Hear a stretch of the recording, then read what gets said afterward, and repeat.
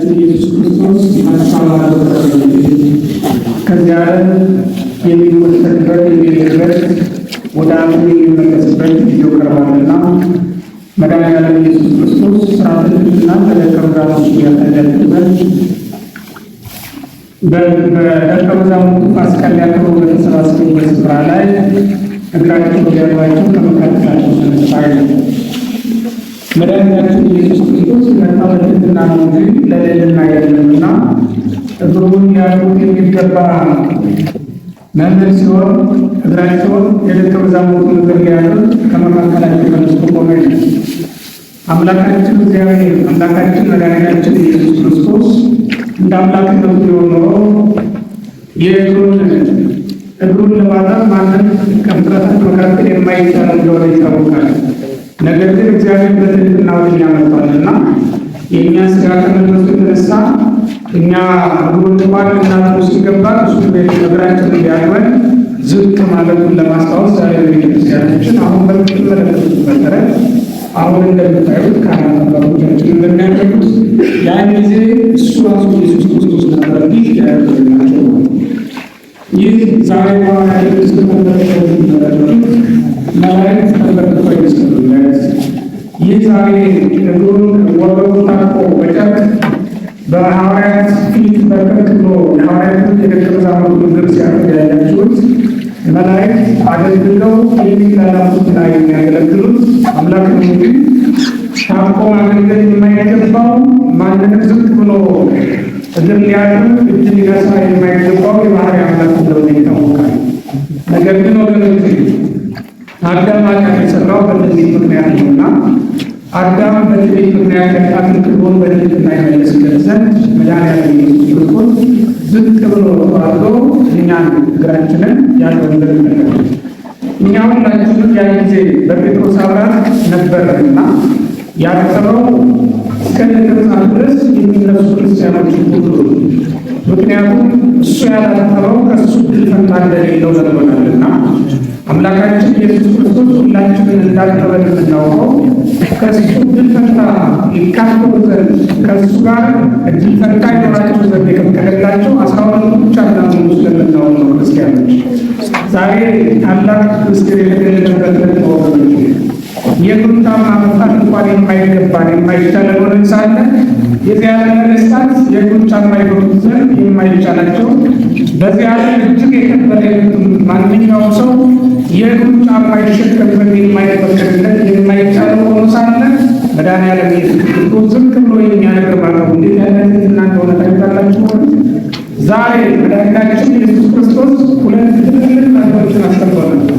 እነዚህ የሃይማኖታችን ምሰሶዎች አድርገናቸው የምንኖራቸው የሃይማኖታችን ምሰሶዎች የምንላቸው ናቸው። እነሱም ፍቅርና ትህትና ናቸው።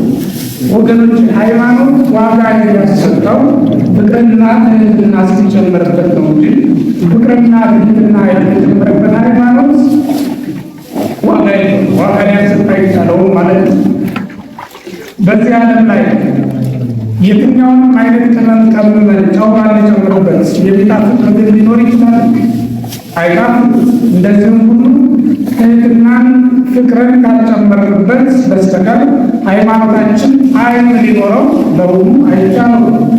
ጾምን ማብዛታችን፣ ጸሎትንን ማብዛታችን፣ ሌላውንም ተጋድሎ መጨመራችን ሐዋርያው ቅዱስ ዮሐንስ አፈወርቅ እንዳስተማረው በየትኛውም ተጋድሎ ውስጥ ብናል ትህትናንና ፍቅርን ካልጨመርንበት በስተቀር ሊቅነታችን ተጋድሏችን ገነት መንግሥተ ሰማያት ሊያወርሰን በውኑ አይቻልም ማለት ነው። ለዚህ ነው ክርስቶስ ቁርባኑን ከመስጠቱ አስቀድሞ ትህትናን ያስተማራችሁ። ትህትና ሳይጨመርላችሁ ለምን ትቆርባላችሁ? በወገኖች መቁረባችን እኮ ትህትና ፍቅርን ይዘን ወንድሙን የሚጠራ ሰው ሊቆርብ ይችላል። ምክንያቱም ቅዱስ ቁርባን የፍቅር ስጦታ ነው። ቅዱስ ቁርባን አምላካችን ኢየሱስ ክርስቶስ ተዋርዶ የተቀበለውን መከራ እያስታወስ የምንቀበለው መምንና መጠጥ ነው እንጂ ማንም በትዕቢት ውስጥ ሆኖ ሊቀበለው የሚቻል አይደለም። በእውነት ከዚህ ቀን ጀምሮ በትዕቢት ሊኖር ቢያስብ ልቡ ትዕቢትን ሊያስብለት የሚችል በትዕቢት መኖር የሚቻለው ከእኛ መካከል ማን ሊኖር ይችላል? ምክንያቱም ክርስቶስ ዝቅ ብሎ ግን ሲያቀር ከተመለከትነው እኛ ለአንዱ ለአንዱ ዝቅ ማለት እንግዲህ ይሳደናል።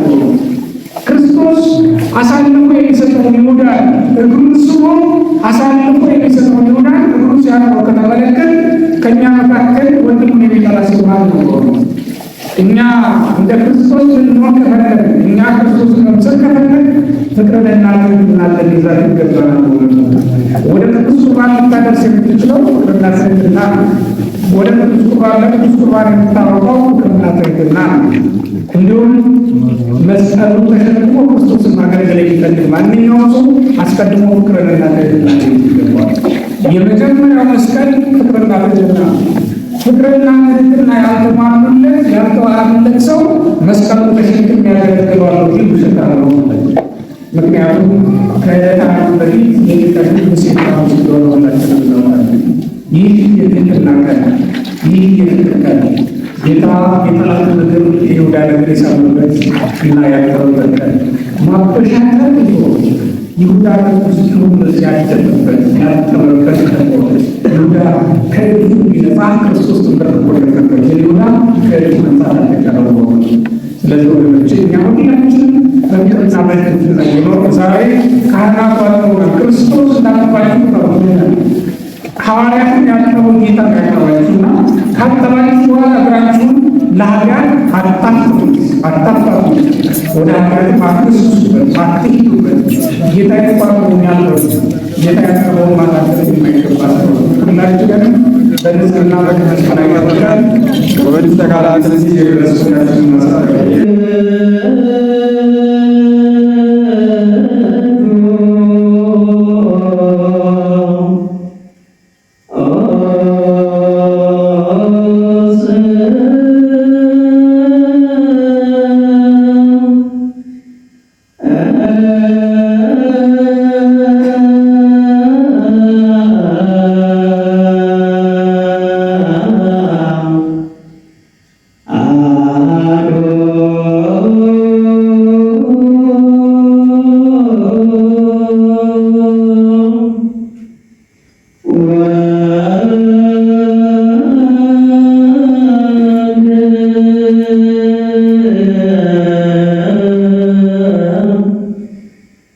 Yeah.